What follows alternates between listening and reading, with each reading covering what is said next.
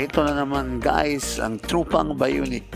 Sa tinagal-tagal namin pabalik-balik sa lugar na yan guys, ngayon lang talaga namin naisipan para kumuha ng mga magandang larawan sa lugar na yan sa may kilometer 90 papuntang Jariels.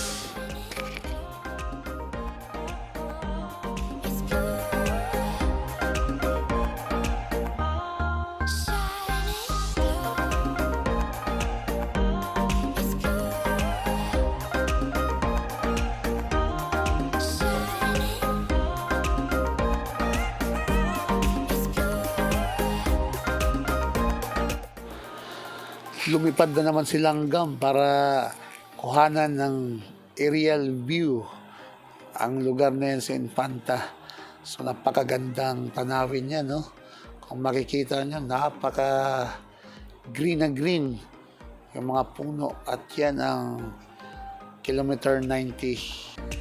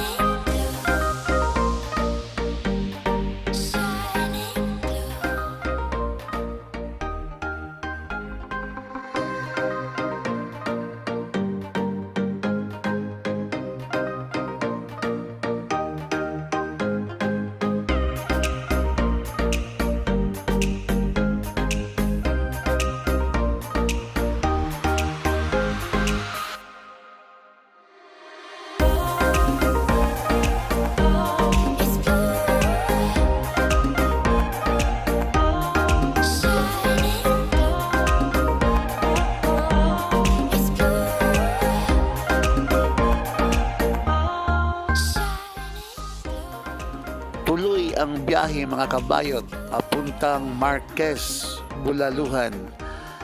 May malapit na sa Jariels, paglampas ng Jariels guys, para humigop naman ng napakainit na sabaw dahil sa malamig na panahon ng Infanta, Quezon.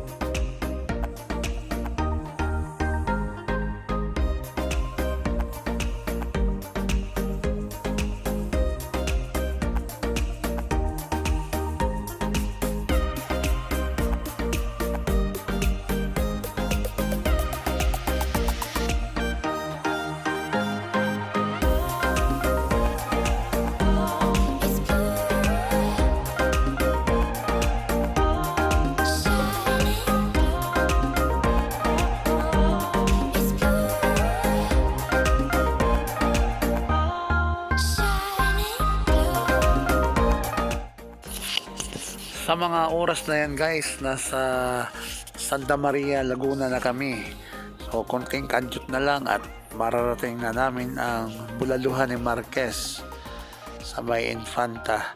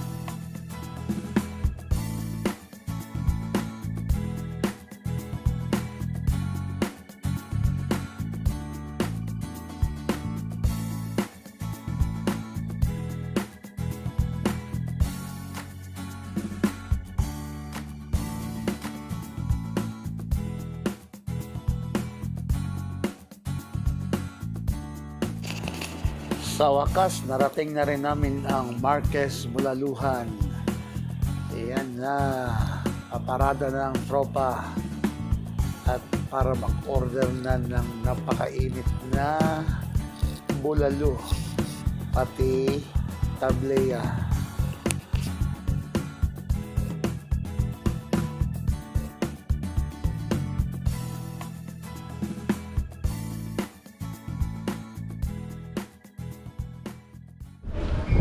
So ayan guys, nandito na kami sa Marquez Bulaluhan sa may Infanta Infanta Quezon. Makalamig dito.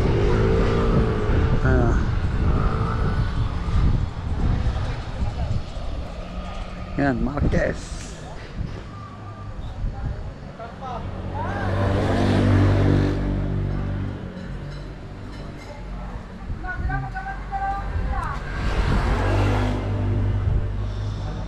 Yan ang motor namin.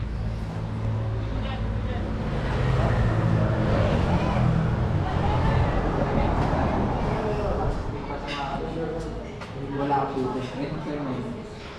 Bawal mag-gan. Ano pinapunta ng ano yan? Meron checkpoint na nawalan na kami. Pinapunta ng Yan na lang kami, bigla kami nakita. clear? Hindi nila gawin na ako. Oh. Tabi. Signal. Pati yung tambutso. Kasama yung mga Ganda nga Yan si Boy Kunat guys. kulay talaga, no? Yan. Alex. Yan.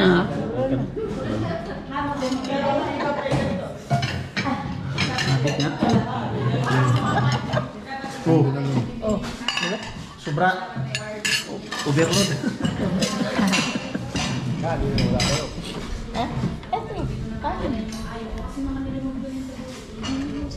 Ako ang model. Coach, alam na.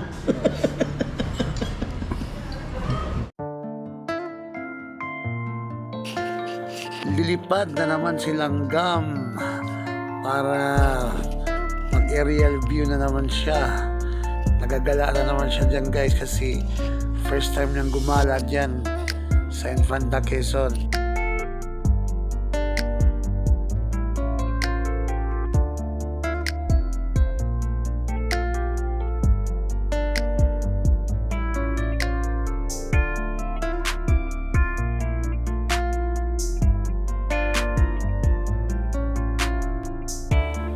Yan, nakita nyo guys kung gaano kaganda ang lugar na yan.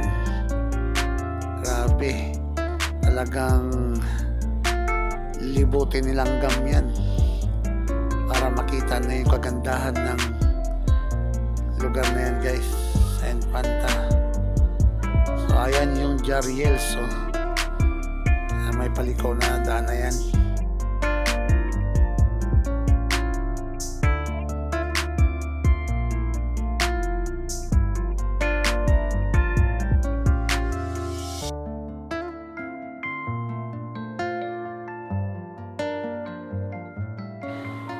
Yan ang lugar guys na dinadayo ng mga riders na galing pa ng Manila o iba't ibang lugar para lang masilayan yung kagandahan ng lugar na yan.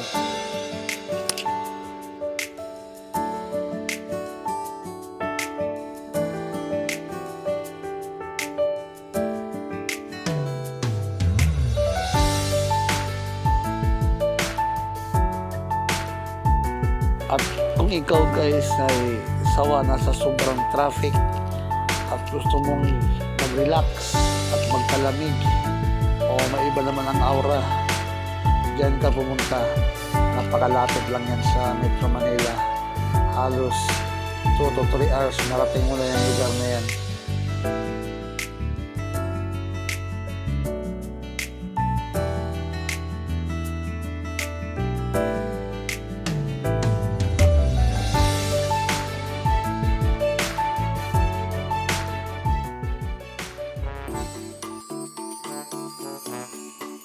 Yung ang sarap ng kaway-kaway mo guys dahil sa nakikita ka sa camera, tapos muntik ka nang matamaan ng drone pagbalik.